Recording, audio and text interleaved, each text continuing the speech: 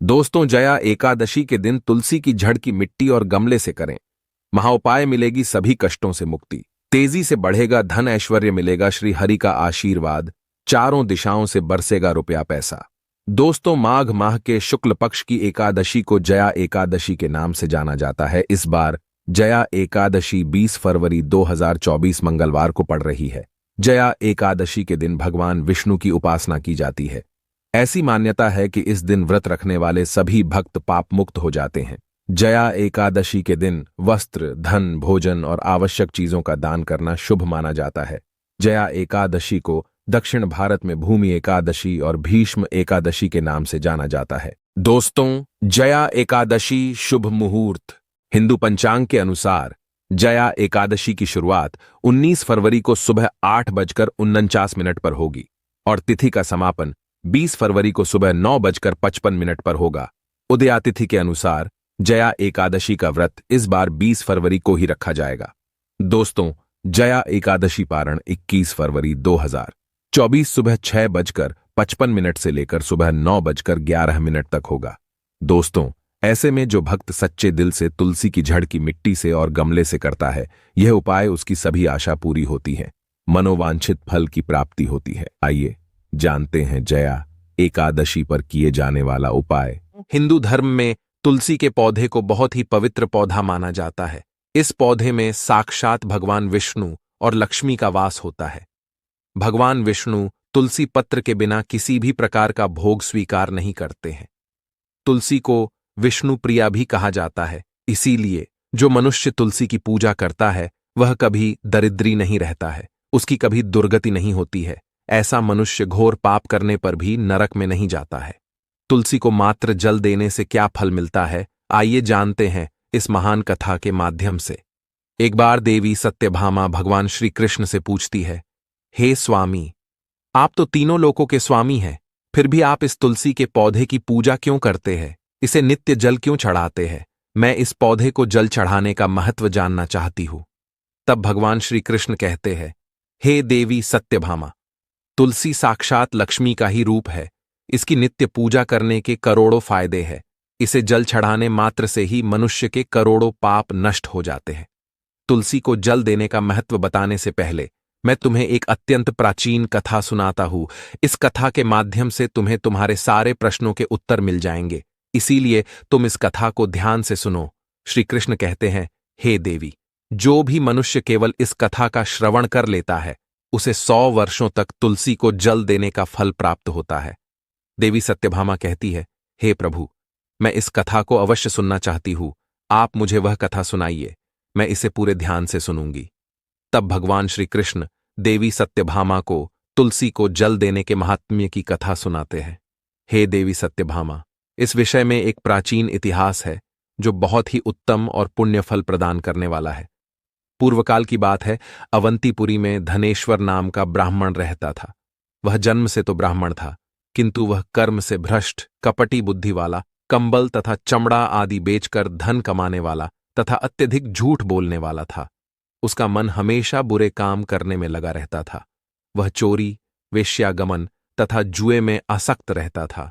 उसने अपने जीवन में कभी पुण्य के काम नहीं किए, शास्त्रों का अध्ययन नहीं किया, पूजा पाठ भी नहीं किया।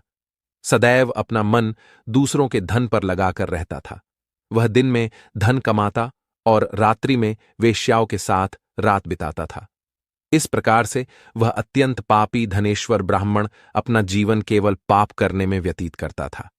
उसने अपने मुख से कभी भगवान विष्णु का नाम भी नहीं लिया और न कभी देवी देवताओं का पूजन किया। इस प्रकार से पाप करते हुए उसे अनेक वर्ष बीत गए।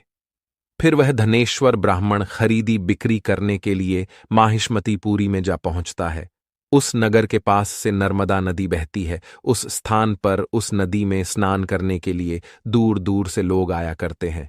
फिर वह ब्राह्मण उसी नदी के किनारे के एक आश्रम में ठहरता है। उस आश्रम में अनेक विद्वान ब्राह्मण पुराणों का पठन तथा भगवान विष्णु की स्तुति में मग्न रहते थे। वह पाखंडी धनेश भी ढोंग करता हुआ वहीं पर उनके साथ रुक गया। उन विद्वान ब्राह्मणों के साथ रह के उसे भी श्री हरि विष्णु के नाम सुनने का अवसर मिलता था। वह उस स्थान पर 1 महीने तक रुका। फिर वहां पर आए लोगों ने गायों का पूजन करके ब्राह्मणों को भोजन कराया, तो उस पापी ब्राह्मण ने भी उनके साथ बैठकर भोजन किया और भगवान का प्रसाद ग्रहण किया। वहीं पर उस आश्रम में एक तुलसी का पौधा था। वह ब्राह्मण जाने अनजाने में ही उस तुलसी के पौधे में पानी डालता था। उसके मन में कोई विचार नहीं था कि वह क्या कर रहा है। वह रोज सुबह उठकर पात्र में पानी लेकर तुलसी के पौधे में डालता रहता था। फिर एक दिन वह आश्रम में सोया हुआ था, तो उस स्थान पर एक सर्प आ गया और उस सर्प ने उसे नींद में ही काट लिया। उस पापी ब्राह्मण की नींद में ही मृत्यु हो गई। सुबह जब अन्य ब्राह्मणों ने उसे बेहोश अवस्था में देखा, तो उन्होंने उसके मुख में तुलसी पत्र और तुलसी का जल डाल दिया। फिर सभी ब्राह्मणों को पता चला कि उसकी मृत्यु हो गई है। उस पापी ब्राह्मण की मृत्यु के बाद उस स्थान पर यम के दूत प्रकट हुए और उसे पकड़कर यमलोक ले जाने लगे। रास्ते में जाते हुए वह ब्राह्मण विलाप करने लगा और यमदूतों से कहने लगा, हे यमदूतों, मुझे कहाँ ले जा रहे हो?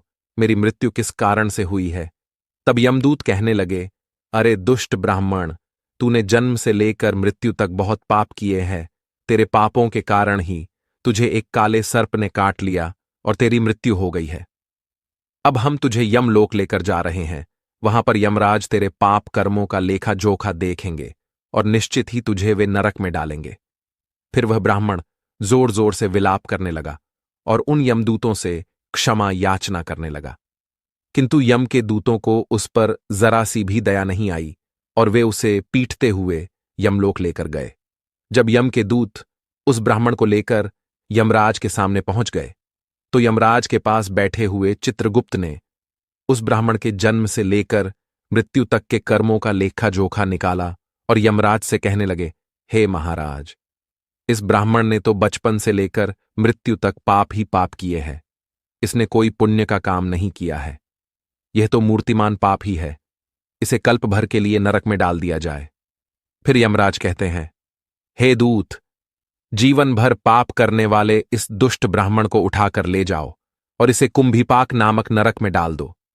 यमराज के आदेश का पालन करते हुए वे यम के दूत हंसते हुए उस पापी ब्राह्मण को लेकर चले गए और उसे मुदगरों से पीटने लगे, जिससे उस ब्राह्मण का मस्तक टूट गया और वे उसे कुंभीपाक नामक नरक में ले गए। उस भयंकर नरक में खौलते हुए तेल के बड़े बड़े घड़े थे, जिसके नीचे भयंकर अग्नि धधक रही थी। फिर यमराज के दूत ने उस ब्राह्मण को उस खौलते हुए तेल के घड़े में डाल दिया। लेकिन जैसे ही वह ब्राह्मण उस खौलते हुए तेल के घड़े में गिरा, वह तेल एकदम से ठंडा पड़ गया। इस विचित्र घटना को देखकर उस यम के दूत को बड़ा आश्चर्य हुआ। ऐसा पहले कभी नहीं हुआ था। उसने कितने ही पापियों को उस तेल के घड़े में डाला था, वे सभी उस खौलते तेल में गिरकर छटपटाने लगते थे। लेकिन जैसे ही वह ब्राह्मण गिरा, वह तेल अचानक से शांत और शीतल हो गया। इस आश्चर्य को देखते ही वह यमदूत तीव्र गति से दौड़ता हुआ यमराज के पास पहुंच गया। यमराज ने पूछा, हे दूत, क्या बात है? इतनी तीव्र गति से दौड़ते हुए क्यों आ रहे हो? फिर वह दूत कहता है, हे यमराज, आपने जिस ब्राह्मण को कुंभीपाक में डालने के लिए कहा था, जैसे ही हमने उसे कुंभीपाक नरक में डाल दिया, नरक की अग्नि बुझ गई और वह खौलता हुआ तेल भी ठंडा पड़ गया। फिर यमराज कहते हैं, हे दूत, यह तो बड़ी ही विचित्र घटना है। ऐसा तो पहले कभी नहीं हुआ। यमराज विचार कर रहे होते हैं, तभी उस स्थान पर देवर्षि नारद पधारते हैं। देवर्षि नारद को देखकर यमराज अत्यंत प्रसन्न होते हैं और उन्हें प्रणाम करके उनका स्वागत करते हैं। फिर यमराज नारद जी से कहते हैं, हे देवर्षि, आप उचित समय पर आए हैं। हमने आज एक अत्यंत पापी ब्राह्मण को कुंभीपाक नरक में गिराया है, किंतु उसके गिरते ही नरक की अग्नि ठंडी पड़ चुकी है और खौलता हुआ तेल भी शीतल बन गया है। तब देवर्षि नारद यमराज से कहने लगते हैं, हे धर्मराज, आपने जिस ब्राह्मण को कुंभीपाक नरक में डाला है, वह नरक में डालने योग्य नहीं है, क्योंकि इस ब्राह्मण के द्वारा अनजाने में ही ऐसा कर्म हो गया है जो नरक का नाश करने वाला है। जो मनुष्य पुण्य करने वाले लोगों के साथ रहता है, उसे उनके पुण्य का भाग अवश्य मिलता है, और यह ब्राह्मण तो 1 महीने तक भगवान विष्णु के भक्तों के साथ रहा है। इस ब्राह्मण में आश्रम में रहते हुए नित्य तुलसी को जल अर्पण किया है, इसीलिए यह बहुत बड़ा पुण्यवान बन गया है। इसके समस्त पाप नष्ट हो गए हैं। ये ब्राह्मण अब विश्वलोक जाने का अधिकारी बन गया है। इस ब्राह्मण ने अनजाने में ही इतना पुण्य कमाया है जो जन्म जन्मांतरों में मनुष्यों को प्राप्त नहीं होता है। इसीलिए आप इसे नरक में न पकाओ। इस ब्राह्मण के पापों के लिए इसे केवल इतना दंड दो, इसे नरक लोक का दर्शन कराओ। देवर्षि की बात सुनकर यमराज अत्यंत प्रसन्न होते हैं और ब्राह्मण को कुंभीपाक नरक से निकालकर लाते हैं और अपने दूतों से कहते हैं, हे दूत, इस ब्राह्मण महात्मा को ले जाओ और संपूर्ण नरकों का दर्शन कराओ। फिर यम के दूत उस ब्राह्मण को ले जाते हैं और संपूर्ण नरकों का दर्शन कराने लगते हैं।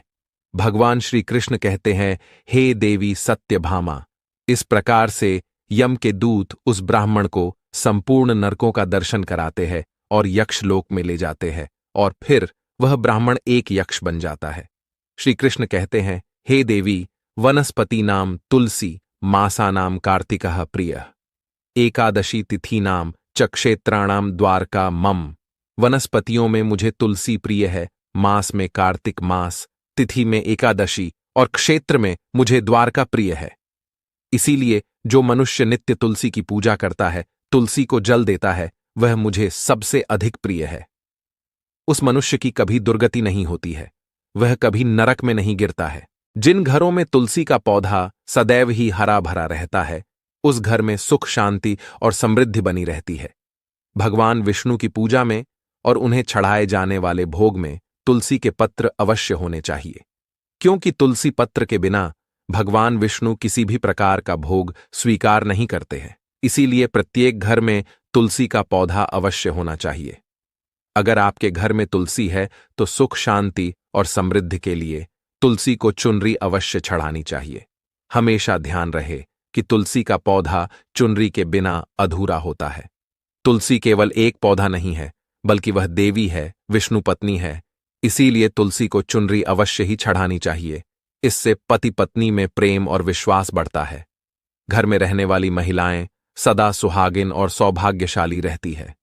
तुलसी का विवाह भी अवश्य करना चाहिए। इससे मनुष्य के सभी दुखों का अंत होता है और सांसारिक जीवन सुखमय बीतता है। तुलसी के पौधे के पास अपने मुख से अपशब्द नहीं बोलने चाहिए। तुलसी के पास भूल से भी जूते चप्पल अथवा झाड़ ढू पोंछा नहीं रखना चाहिए। इसे पाप माना गया है। जहां पर तुलसी का पौधा हो, उस स्थान के आसपास थूकने से घोर अनर्थ होता है। तुलसी के पास जल से भरा हुआ पात्र भी नहीं रखना चाहिए। तुलसी के पौधे के पास दीपक जलाने के बाद दीपक को वहां से हटा देना चाहिए, क्योंकि तुलसी के नीचे बुझा हुआ दीपक रखना अशुभ माना जाता है। जिस स्थान पर भी तुलसी का पौधा होता है, उस स्थान को हमेशा ही स्वच्छ रखना चाहिए। इसीलिए नियमित रूप से तुलसी के पौधे का पास साफ सफाई का ध्यान रखें। तुलसी के पौधे में शिवलिंग और गणेश जी की प्रतिमा नहीं रखनी चाहिए। साथ ही तुलसी के गमले में अन्य किसी भी प्रकार का पौधा भी लगाना अशुभ होता है। तुलसी के पौधे के पास कपड़े भी नहीं सुखाने चाहिए, अन्यथा कपड़ों से गंदा पानी तुलसी के पौधे पर गिर सकता है।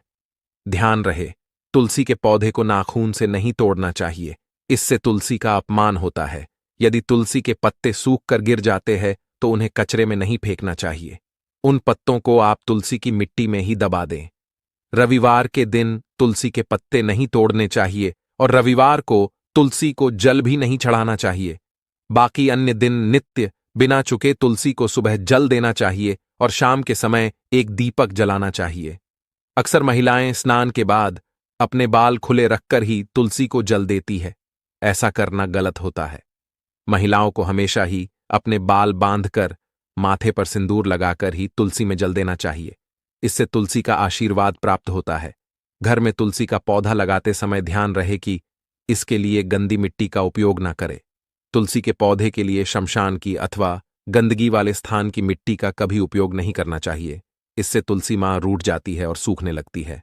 तुलसी का पौधा कभी गंदे स्थान पर नहीं लगाना चाहिए, जैसे नाली अथवा बाथरूम के पास तुलसी का पौधा कभी नहीं रखना चाहिए, अन्यथा गंदा पानी तुलसी के पौधे में गिर सकता है, जो बहुत ही अशुभ माना गया है। घर में तुलसी का पौधा कभी सूखना नहीं चाहिए। शास्त्रों में ऐसी मान्यता है कि तुलसी का पौधा सूखना अकाल मृत्यु की सूचना देता है। घर में तुलसी का पौधा सूख जाए तो घर की सुख समृद्धि खत्म हो जाती है। सूखी हुई तुलसी में मां लक्ष्मी का वास नहीं होता है। शास्त्रों के अनुसार मासिक धर्म के दौरान महिलाओं को तुलसी के पौधे में पानी नहीं डालना चाहिए और तुलसी को स्पर्श करना भी वर्जित है। तुलसी को बिना स्नान किए जल नहीं देना चाहिए और पैरों में चप्पल आदि पहनकर भी तुलसी को जल ना दें। तुलसी को जल देते समय ध्यान रहे कि वह जल आपके पैरों पर ना पड़े, इससे तुलसी का अपमान होता है। श्री कृष्ण कहते हैं, नित्य तुलसी के दर्शन से मनुष्य को स्वर्ग की प्राप्ति होती है और तुलसी पत्र के सेवन से उसके सभी पाप नष्ट हो जाते हैं। तुलसी का पौधा हमेशा ही घर के सामने लगाना चाहिए। इसे पूर्व अथवा उत्तर दिशा में लगाना सबसे अधिक शुभ होता है। तुलसी के पास मरुस्थलीय पौधे रखना बेहद अशुभ माना जाता है। ऐसे पौधों से नकारात्मक ऊर्जा निकलती है। शास्त्रों में कहा गया है, जिन पौधों से हरी भरी कलियों की उत्पत्ति ना हो, उसके स्थान पर कांटे निकलते हो, तो ऐसे पौधों को तुलसी के पास कभी रखना नहीं चाहिए। शास्त्रों में केले के पौधे का विशेष महत्व बताया गया है। अगर तुलसी के पास केले का पेड़ लगा देते हैं तो कई गुना अधिक लाभ प्राप्त होंगे। केले के पेड़ में भगवान विष्णु का वास होता है। इसे तुलसी के पास लगाने से घर में सुख समृद्धि आती है। तुलसी के पौधे में शालिग्राम भी अवश्य रखना चाहिए। तुलसी के गमले में शालिग्राम रखने से तुलसी का और भी अधिक शुभ प्रभाव आपको देखने को मिलेगा। शालिग्राम भगवान विष्णु का निराकार रूप माना जाता है। यह काले रंग का पत्थर होता है, जिसे विलक्षण और मूल्यवान माना गया है। इसे अगर तुलसी के गमले में रखेंगे तो आपके घर से संपूर्ण नकारात्मक ऊर्जा नष्ट हो जाएगी। घर में केवल एक ही शालिग्राम की पूजा करनी चाहिए। पुराणों में कहा गया है, भगवान विष्णु की मूर्ति से कई ज्यादा उत्तम होता है शालिग्राम की पूजा करना। शालिग्राम को चंदन लगाकर उस पर एक तुलसी का पत्ता रखना चाहिए। प्रतिदिन शालिग्राम को पंचामृत से स्नान कराना चाहिए। ऐसा करने से सभी जन्मों के पाप नष्ट होते हैं। शालिग्राम सकारात्मकता और सात्विकता का प्रतीक होता है। तो दोस्तों, इस प्रकार से भगवान श्री कृष्ण ने देवी सत्यभामा को तुलसी के पौधे को जल देने का महत्व बताया है और घर में तुलसी का पौधा लगाने के नियम बताए हैं। आपको यह कथा कैसी लगी कमेंट करके जरूर बताएं। जानकारी अच्छी लगी तो वीडियो को लाइक जरूर करें। साथ ही कमेंट में जय श्री कृष्ण और जय मां तुलसी जरूर लिखें।